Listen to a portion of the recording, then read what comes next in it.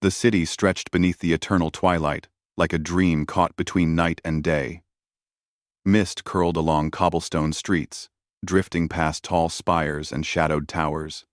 Lanterns glowed with a soft, amber light, their flicker casting dancing shadows across the faces of those who dared wander the quiet avenues. In the heart of this ancient city, a castle rose, its dark stone walls crowned with twisted towers, silent except for the whispers of history and the echo of centuries-long memories. Inside the castle, Alaric, the vampire king, moved with measured grace. Even after centuries, his presence commanded the attention of every soul in the room. His face was pale, almost luminous, and his eyes held the depth of countless years. Years filled with power, loss, and an ache that even immortality could not erase. Tonight, however, his attention was not on the kingdom or its many intrigues. It was on the small, lively human boy sitting beside him. Lucian, his son, swung his legs beneath the high-backed chair, his bright eyes scanning the world with innocent curiosity. He was half human, half vampire, a mixture that fascinated both Alaric and those few who knew of his existence. Lucian's laughter, light and untainted by fear or sorrow, was the rarest sound in the halls of the castle, an echo of hope and warmth that Alaric had almost forgotten.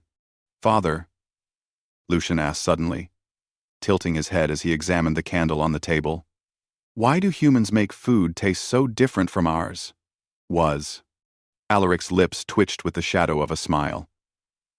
"Because humans must find joy in the small things, little one. Our kind does not need it in the same way. But you," he glanced at Lucian, "you are part human. You will want to taste, to savor, to enjoy every small pleasure. It is your gift." Lucian grinned, turning to watch the other diners in the quiet tavern they had chosen for the evening. Alaric had insisted on something simple, something human, a small, modest place far from the prying eyes of the court or the whispers of other supernatural beings. For the first time in years, he wanted to give his son a glimpse of normal life. A life without crowns, curses, or shadows. The waiter brought their food, a warm, aromatic dish that made Lucian's eyes widen. "It smells like the forest," he exclaimed. "Can I eat it all?" Alaric chuckled softly. "Try, little one. But remember, you must eat slowly. Taste the world, not just the food." For a while, the evening passed peacefully. Lucian babbled about the things he had seen that day, the street performers, the little cats who darted through alleyways, the sparkling fountains that seemed alive under the lamplight. Alaric listened, nodding occasionally, absorbing the child's wonder. Then Lucian's small finger shot forward, trembling with excitement. "Mommy!" he cried, pointing across the room. Alaric froze. The sound of that single word made his heart, which had not truly beaten in centuries, feel heavy and fragile. He followed Lucian's gaze and saw her.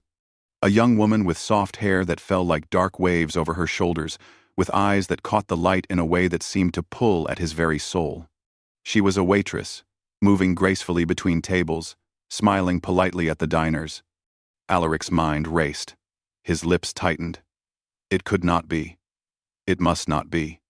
And yet, there was something familiar in the tilt of her head, the careful way she balanced the tray, the gentleness in her movements, something that whispered of a life he thought had been lost to him forever. Lucian's small voice tugged him back. "Mommy!" Alaric cleared his throat, his voice low but firm.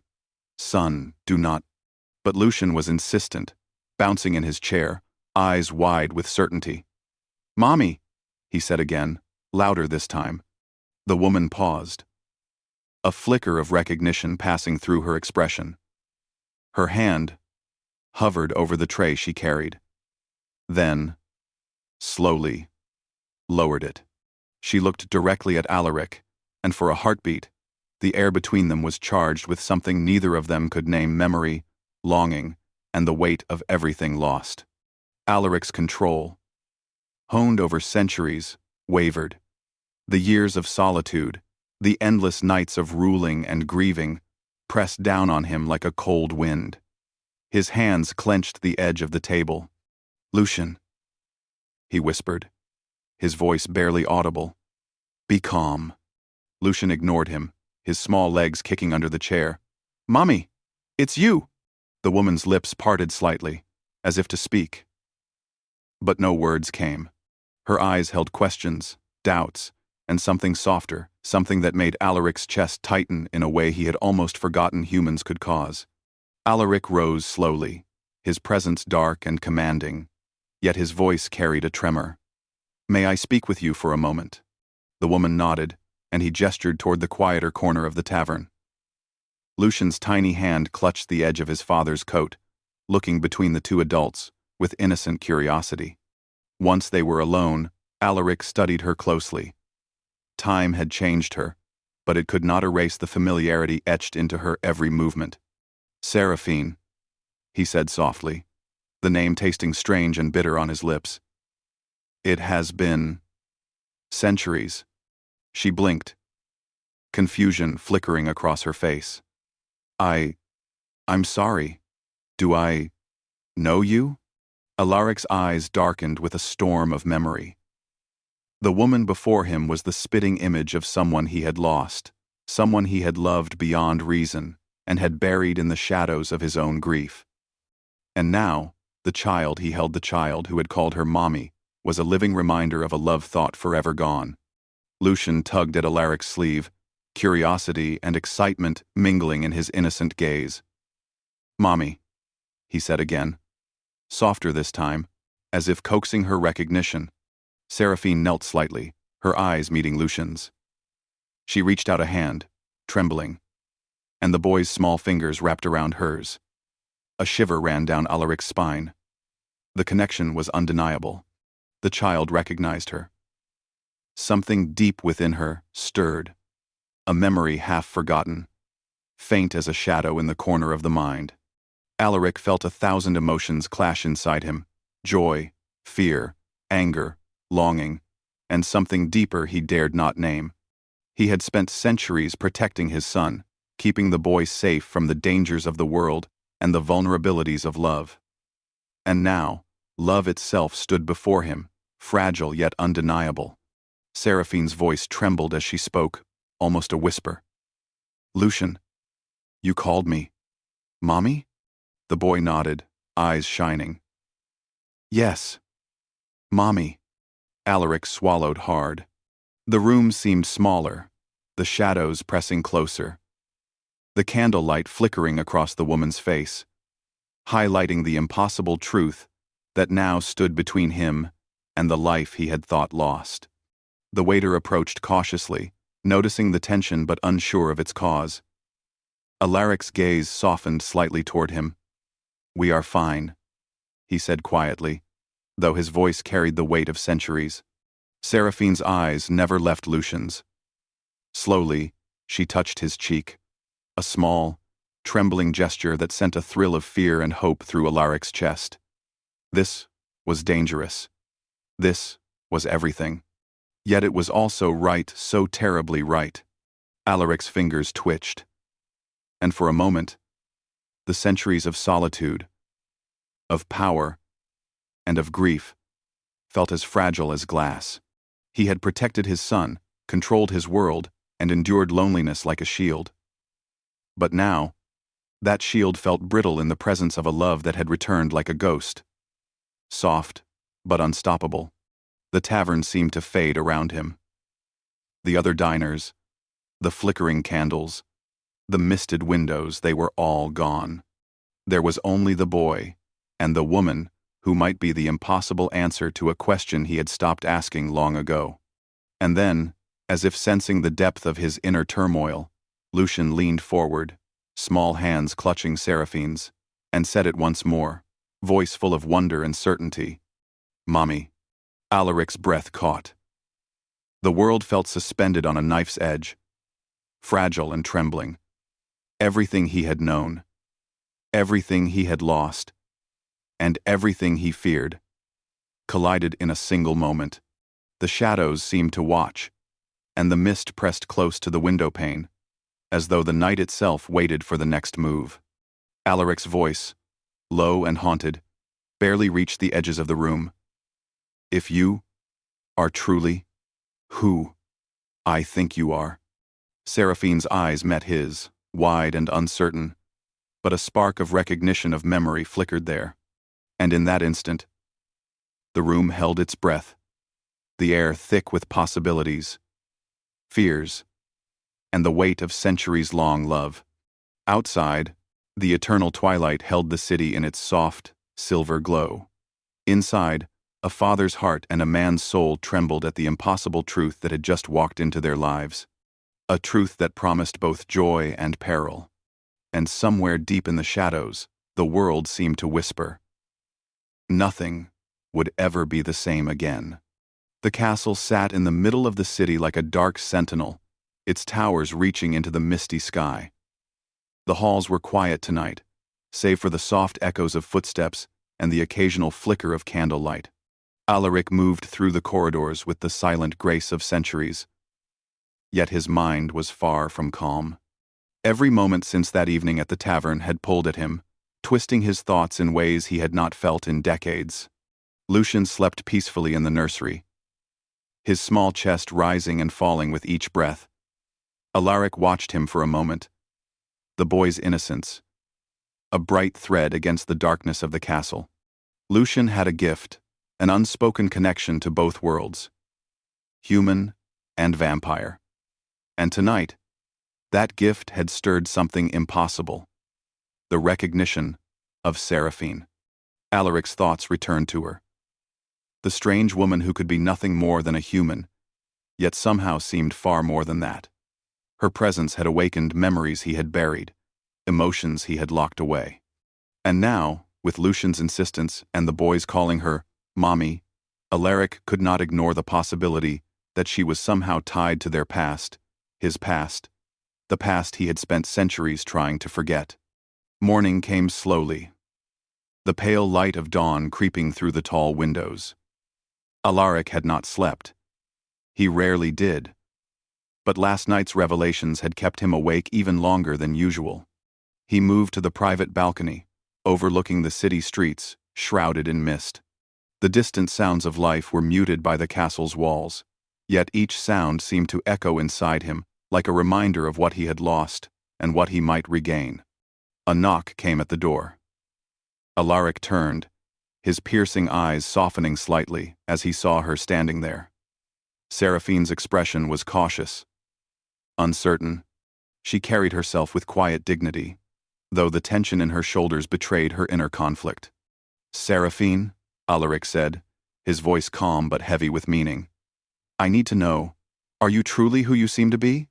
Her gaze dropped to the floor, and then rose again, steadying herself. I don't know," she admitted softly. "I feel something, but I can't remember. Sometimes, fragments of memory appear, like whispers, but I do not understand them. And yet, when I am near Lucian, it feels right. Somehow." Alaric's chest tightened. That single sentence confirmed what he had feared and hoped at once. He could sense the threads of a connection weaving between them. Fragile, but undeniable. He motioned for her to walk with him along the balcony. "The boy." "He knows," Alaric said, voice low. "And you feel something, even if you cannot name it. That cannot be coincidence." Seraphine nodded, her fingers curling slightly. "I feel drawn to him, to both of you. But it frightens me. I do not understand why I am here. Why this? Why now?" Alaric stopped, turning to face her fully. The mist outside the balcony seemed to shiver in his presence, as though even the night sensed the gravity of the moment.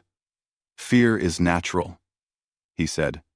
"But some truths cannot be denied. You may not remember, but your heart does. And the boy, he remembers what you cannot. That is why he called you Mommy. Seraphine's eyes widened, a tremor running through her body. I thought that word was just a dream. Something I imagined. But he called me that. With certainty. How could this be? Alaric's gaze softened, though the storm in his eyes did not vanish. Love leaves marks deeper than memory. It survives, even when the mind forgets. Perhaps you were taken from him, from us, by forces beyond understanding. Perhaps the world wished to hide you, but you are here now, and that is not coincidence either. A long silence passed between them, filled only by the quiet hum of the city and the soft rustle of the wind. Seraphine's hand lifted, trembling, to touch the edge of the balcony railing. I feel something, like a shadow of myself, and yet it is warm, comforting. I cannot explain it, but it is real. Alaric stepped closer, his voice gentler now. Then trust it. Trust what you feel, even if the rest of the world denies it. The boy, he is our bridge. And perhaps, so are you. Alaric's text time. They stood there for a long time. Words unnecessary. The bond between them beginning to take form in the quiet shared understanding. Alaric was not used to vulnerability. Centuries of rule and solitude had taught him to hide it, but he could not hide from this. Not from her, and not from Lucian. Later that day, Alaric decided to show Seraphine the castle, cautiously, revealing only what he deemed safe. Lucian ran ahead, laughing, his energy uncontainable. The boy's joy seemed to light the shadowed halls, and Seraphine followed him, her heart tugged in ways she could not name. As they walked through the corridors, Seraphine touched objects that seemed familiar to her, though she could not explain why. A painting of a moonlit forest caused a memory to surface briefly, just a flash, a hint of a moment long past. She shook her head, trying to dismiss it, but Alaric noticed. You feel it. I do, she admitted, but it is fleeting, like smoke slipping through my fingers. I cannot hold it. I do not understand. Alaric nodded slowly. Then, let it guide you. You do not need to understand everything yet. Some truths reveal themselves in time. As the evening approached, the castle's shadows grew longer, curling along the stone walls like living creatures. Lucian sat between them in the grand dining hall, nibbling at simple food and chattering about the small wonders he had seen. Seraphine listened, smiling softly. Her presence gentle, yet commanding attention she did not intend to take. Alaric observed her carefully, noting the way she interacted with the boy, the instinctive care she showed. It was not forced, it was natural. And in that, he found both hope and fear. Hope, because perhaps they could rebuild what had been lost. Fear, because his heart, long hardened by centuries of grief, had begun to stir again. The castle doors creaked suddenly, and Alaric tensed. Shadows shifted near the doorway, a reminder that danger was never far in his world. Even as they explored the fragile possibility of love, the kingdom outside remained filled with envy, ambition, and darkness. Seraphine's hand brushed Lucian's, her eyes meeting Alaric's with a mixture of uncertainty and quiet strength. I want to help him, she said softly. I do not know why, but I cannot ignore him. Alaric's voice was barely more than a whisper. You do not have to know why. Some things are beyond reason. Sometimes, the heart knows before the mind does. They sat in silence, watching Lucian play with a small wooden toy he had brought from the human world. The boy's laughter echoed, pure and untainted, and Alaric felt a pang of longing he could not suppress. This child, his son, was the living proof of a love that had survived centuries. And now, perhaps, it was returning to them. But as the night deepened, A sense of unease crept in. The shadows of the castle seemed to watch them, whispering of threats unseen. Alaric's senses, honed over centuries, detected faint stirrings of danger. Something or someone, curious about the events unfolding in his private halls. He could not afford distraction. Not now. Not with Lucian's life, and not with the fragile hope in Seraphine's eyes. "Father?" Lucian's small voice broke the silence. He looked between them, eyes wide and trusting. "Is she really, Mommy?" Alaric's gaze softened as he reached for the boy's small hand. Lucian smiled, relief washing over his face, and Seraphine's hand closed over his, steady and reassuring. For a moment, the world outside seemed distant, irrelevant, as if only the three of them existed in that hall. Then, as if on cue, a distant sound echoed through the corridors, a soft, deliberate tapping that did not belong to the castle. Alaric stiffened, instincts sharp as a blade. Someone or something was approaching, and it was no ordinary visitor. Seraphine noticed his tension and asked, concern in her voice, "What is it?" "9, 9, 9, 9.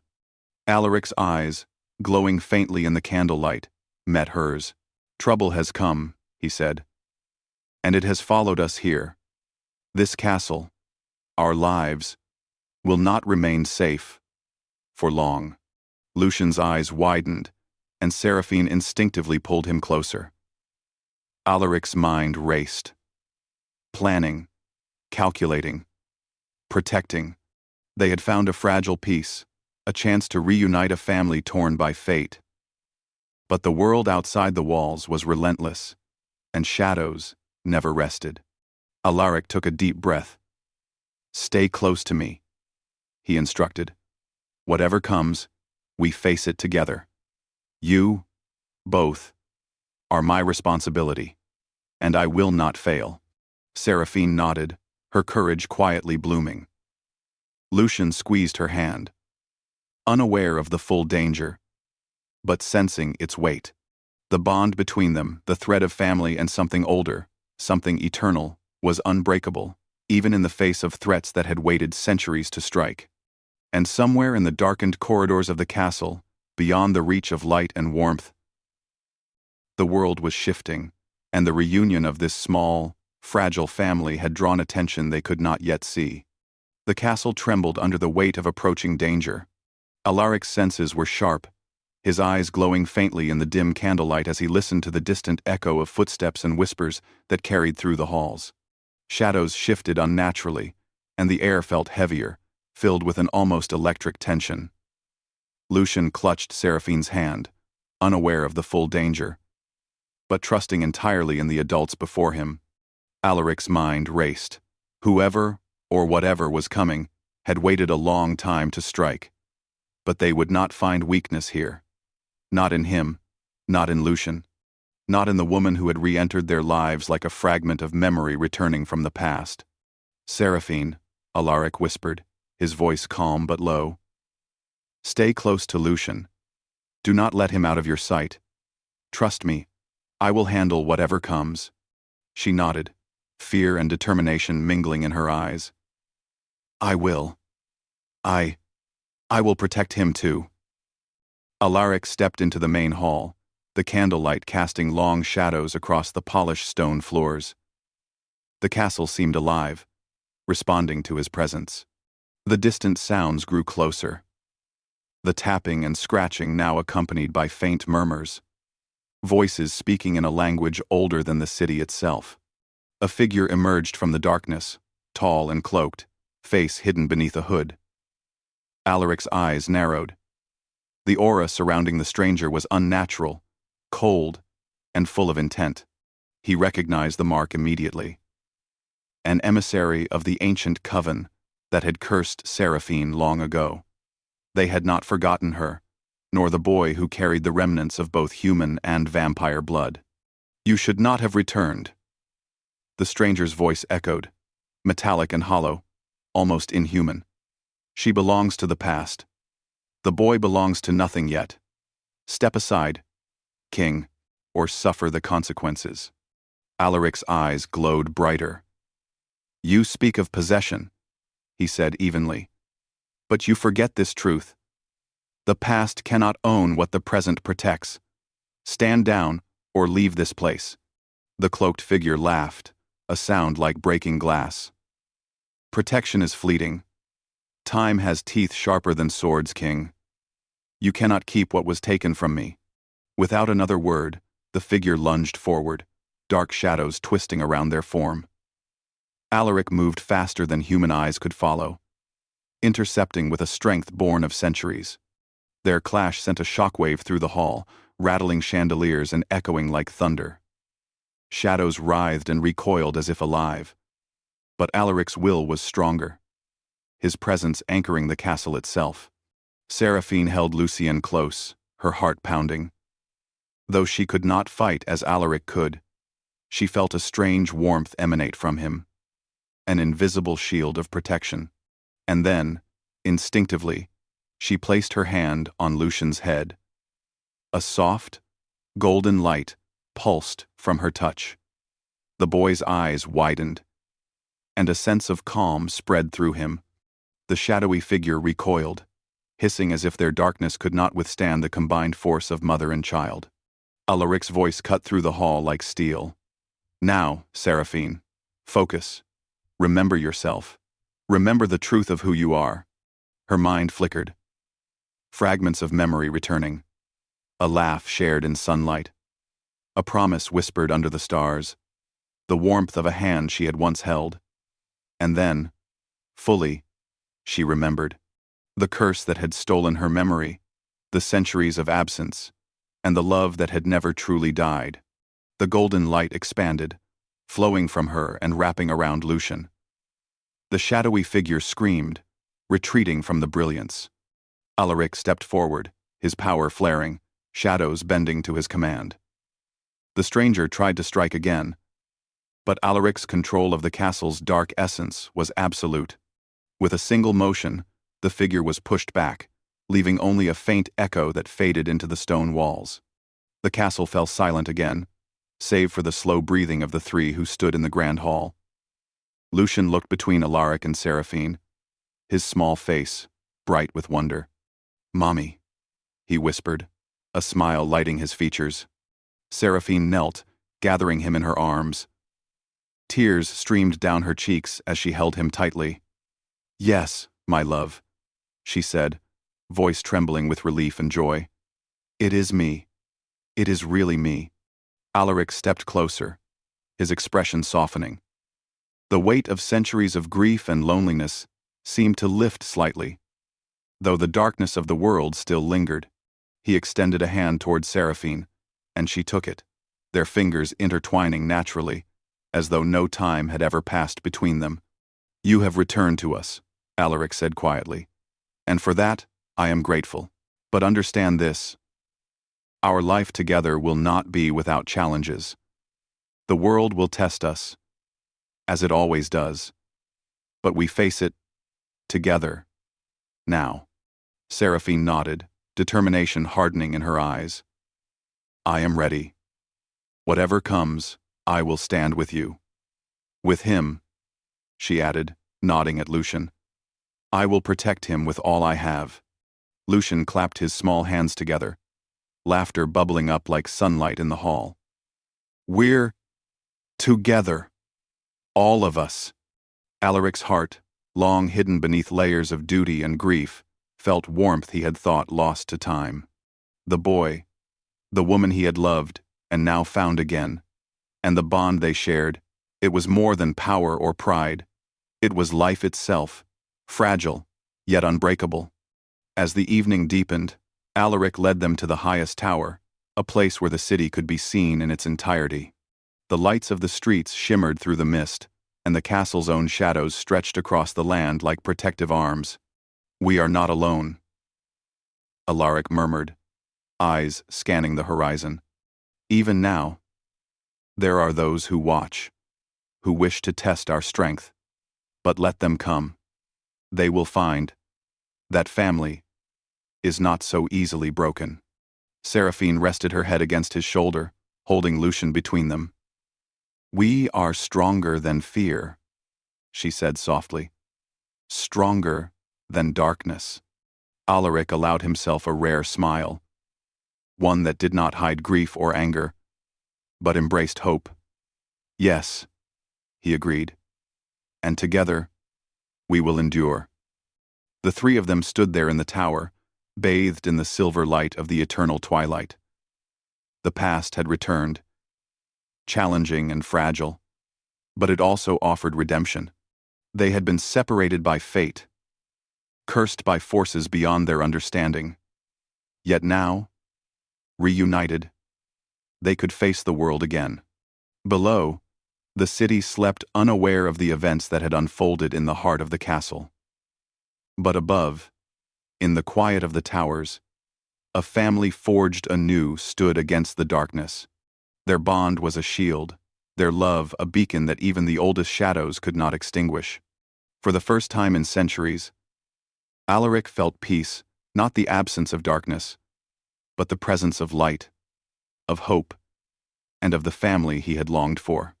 And as Seraphine pressed a gentle kiss to Lucian's forehead, and he nestled between them, he knew that no curse, no enemy, and no shadow could sever what they had found. The wind whispered through the tower, carrying with it the promise of trials yet to come, but also the certainty that whatever challenges lay ahead, they would face them together. The boy, the mother, and the father together, unbroken and unafraid. And somewhere in the distance, the shadows lingered, watching, but the castle itself seemed to pulse with the quiet warning that love, once found, was not easily undone.